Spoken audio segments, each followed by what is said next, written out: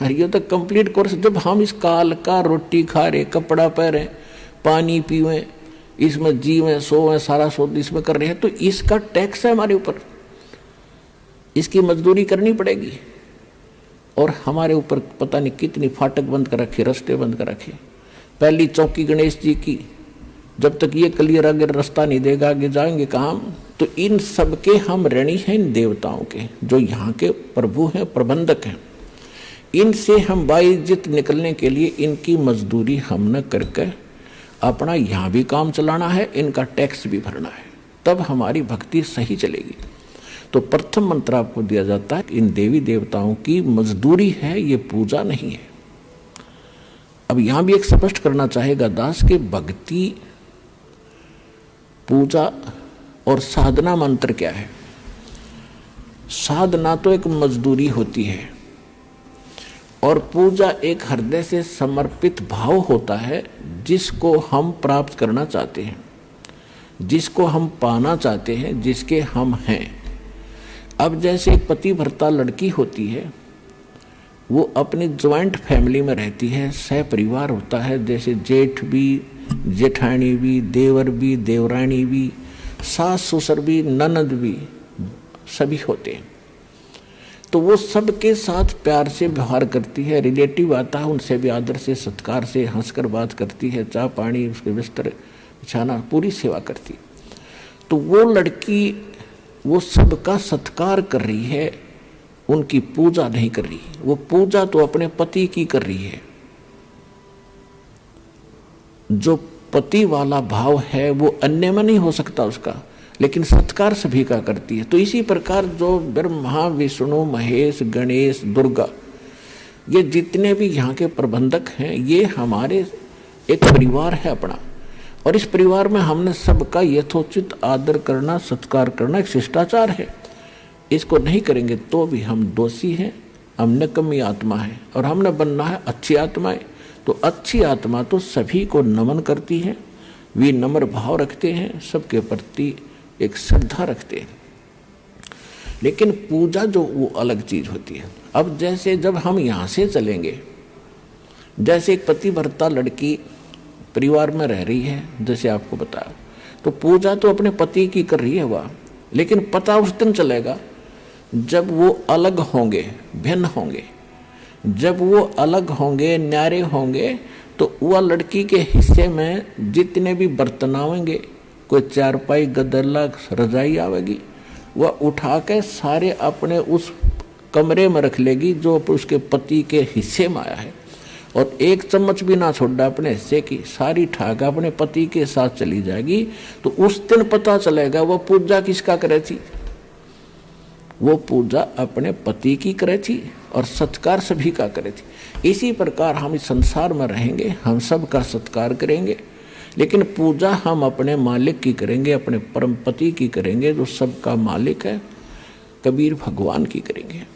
और ये सभी जितने भी यहाँ के, जैसे असुर निगंधन रामायणी में हम सबका सत्कार करते हैं, छोटे से लेकर 500 तत्वों तक की आरती इसके अंदर आ जाती है।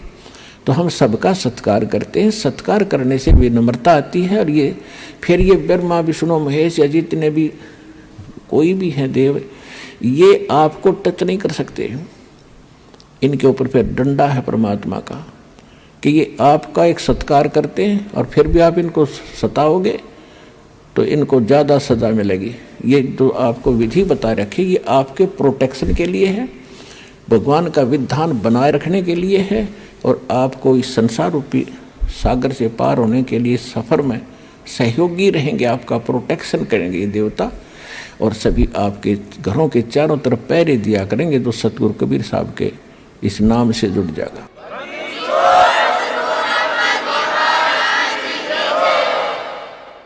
क्योंकि जैसे कोई प्रधानमंत्री या राष्ट्रपति का कोई नुमाइंदा है, कहीं शहर में रह रहा है, तो उसकी सुरक्षा और उसकी इज्जत की रक्षा, धन की रक्षा करना वहाँ के मुख्यमंत्री की जिम्मेवारी होती है। और मुख्यमंत्री नीचे डीसी और एसपी को सतर्क कर देता है कि इस आदमी का कोई उत्सुक होगी, किसी सुविधा में कमी आ गई, तुम्हारी खैर नहीं है।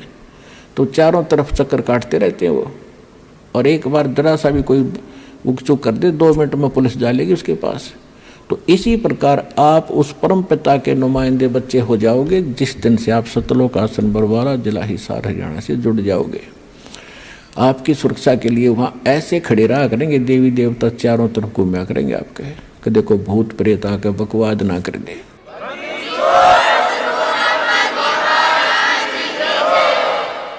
तो यहाँ के जो मंत्री प्रधानमंत्री है, जो ब्रह्मा विष्णु महेश, ये काल, ये भी थर थर कांपते उस परमात्मा से। काल डरे करतार से, जय जय जय जगदीश, ये जोरा जोड़ी झाड़ता भाई पगरज डारे शीश। गरीबदास जी कहते हैं कि काल डरे करतार से। करतार कौन है? अनंत कोट ब्रह्मांड का एक रति निभारे, सतगुरु पुरुष कबीर हैं ये कुल के सर्जनहार। नानक साहब जी कहते हैं 721 पृष्ठ पे श्री गुरु ग्रंथ साहिब में अंकित है उनकी वाणी। एक अर्ज गुप्तम पेश तो दर कून करतार, हक्का कबीर करीम तू बे ए परवरदिगार।